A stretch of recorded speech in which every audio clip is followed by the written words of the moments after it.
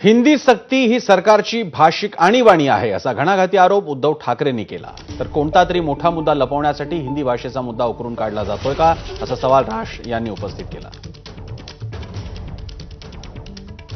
एक निशान, एक प्रधान, एक विधान म्हणजे मीच, हा जो त्यांचा आहे। आणि नड्डा जे बोलले होते की कालांतराने देशामध्ये एकच पक्ष राहील, म्हणजे हे सगळं एकाधिकारशाहीकडे यांचं ही वाटचाल सुरू आहे। कालच त्यांनी आणीबाणीला झालेल्या 50 वर्षाचा उल्लेख केला। आता ही भाषिक आणीबाणी ते लागतंय, ही भाषिक आणीबाणी आहे आणि त्याचा विरोध हा आम्ही तर करणार आहोत।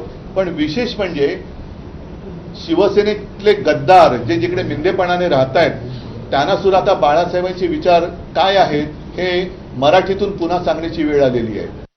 ज्या वेळेला महाराष्ट्रामध्ये एवढे प्रश्न आहेत, इतके विविध प्रकारचे प्रश्न आहेत, आपल्याकडे पूल पडतायत, आपल्याकडे अजून चांगले रस्ते होत नाहीयेत, अनेक गोष्टी आहेत, शिक्षणामधल्या अनेक गोष्टी आहेत। ह्या सगळ्या सोडून आपण भाषेवरती काय येतोय? कुठची तरी मोठी गोष्ट ही लपवण्यासाठी म्हणून दुसरीकडे लक्ष वेधण्याचा प्रयत्न होतोय की काय, असा संशय यावा अशी परिस्थिती आहे।